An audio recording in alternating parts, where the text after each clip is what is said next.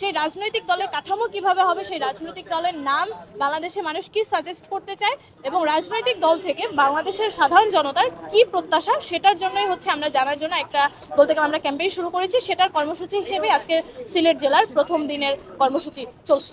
আমরা ব্যাপক সাড়া পাচ্ছি, মানুষ খুবই উৎসাহী। বাংলাদেশের আপনারা জানেন জুলাই গণ অভ্যুত্থানের পরে কিন্তু বাংলাদেশের ছাত্র জনতার একটা ম্যান্ডেটেই কিন্তু বৈষম্যবিরোধী ছাত্র আন্দোলন এবং নাগরিক কমিটির সমন্বয়ে একটি নতুন রাজনৈতিক দল আসতে যাচ্ছে। তো ছাত্র জনতার কিন্তু এই যে গত কয়েক বছর ধরে বিগত যে ফ্যাসিস্ট রেজিম ছিল এর আগেও স্বাধীনতা পরবর্তী 53 বছর পরেও আপনারা জানেন বাংলাদেশের এই সরকার ব্যবস্থা যেই এসেছে সে কিন্তু সম্পূর্ণভাবে ছাত্র জনতার যেই আশা আকাঙ্ক্ষা, বাংলাদেশের নাগরিকদের যে আকাঙ্ক্ষা সেটা কিন্তু পূরণ করতে পারেনি। তো সেই অনুযায়ী বাংলাদেশের মানুষ এখন একটা নতুনত্ব চায়, বাংলাদেশের মানুষ এখন নতুন একটি রাজনৈতিক দলের দেখতে চায়। তো এই কারণেই মূলত আমরা এই সমীক্ষাটা করছি যে বাংলাদেশের মানুষ আসলে আমাদের কাছে কিরকম প্রত্যাশা রাখে, এবং আমরা এটা হিউজ সাড়া পাচ্ছি। সিলেট জেলা থেকে আমরা হিউজ একটা সাড়া পাচ্ছি। আওয়ামী লীগ যে এত খুন খারাপির পরে তারা অনুশোচনা না করে বিভিন্নভাবে বিভিন্ন পেজ থেকে মানুষদেরকে থ্রেট দিচ্ছে, এটা পুরা জাতির জন্য হুমকি স্বরূপ। এদেরকে কোনোভাবে এই বাংলার মাটিতে আর দাঁড়াইতে দেওয়া যাবে না, এদেরকে একদম সমূলে উপরে ফেলতে হবে।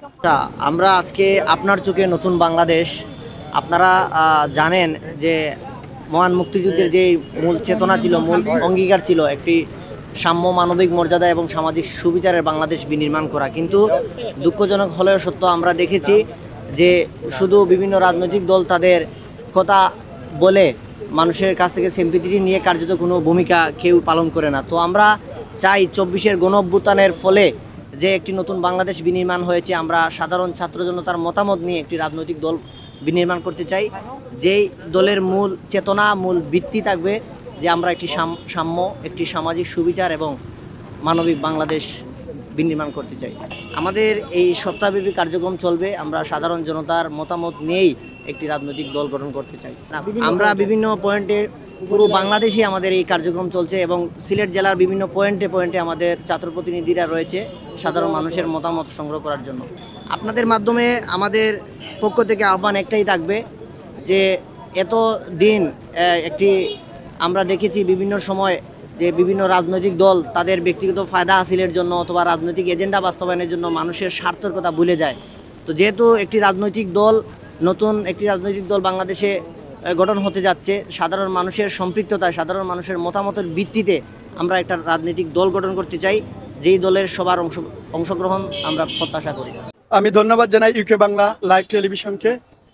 আর এখানে আমরা দেখতে পাচ্ছি একটা নতুন রাজনৈতিক দল 5ই আগস্টের পরে, ছাত্র জনতার মুভের পরে, স্বৈরাচারী সরকার পতনের পরে ওনারা প্রায় চেষ্টা করছেন সমাজে শান্তি শৃঙ্খলা বজায় রাখার। এই লক্ষ্যেই উদয় বৈষম্য ছাত্র আন্দোলন নতুন একটা রাজনীতি দল গঠন করতে চাচ্ছে। আসলে রাজনীতি এবং সিম্পিতি দুইটা সম্পূর্ণ ভিন্ন বিষয়।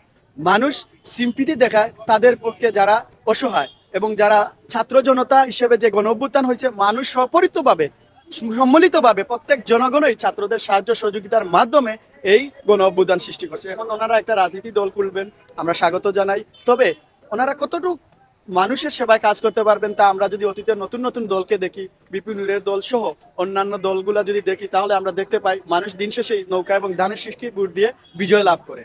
এবং আমরা ওনাদের স্বাগত জানাই, যেহেতু ওনারা নতুনভাবে আসছেন। ছাত্র জনতা একজন শিক্ষিত মানুষ, এডুকেটেড পার্সন, প্রত্যেক মানুষই এই রাজনৈতিক দলের সাথে সম্পর্কিত, একটু ভালো কিছু করবেন এবং সমাজে, দেশে, রাষ্ট্রে সার্বভৌমত্বে সুন্দরভাবে কাজ করবেন। এখন ওনাদের গণ অভ্যুত্থানের পর থেকেই আমরা দেখছি আইন শৃঙ্খলার যে অবনতি হচ্ছে দিনকে দিন, ওনারা তা কন্ট্রোলে নিয়ে আসতে পারছেন না। অনেক সমন্বয় ডে বাই ডে সমন্বয় শুধু বৃদ্ধি করছেন, কিন্তু আমরা দেখছি সমাজে, রাষ্ট্রে আমরা সুন্দরভাবে রাতকে ঘুমাতে পারছি না। ডাকাতের আতঙ্ক, চুরের আতঙ্ক ডে বাই ডে সৃষ্টি হচ্ছে।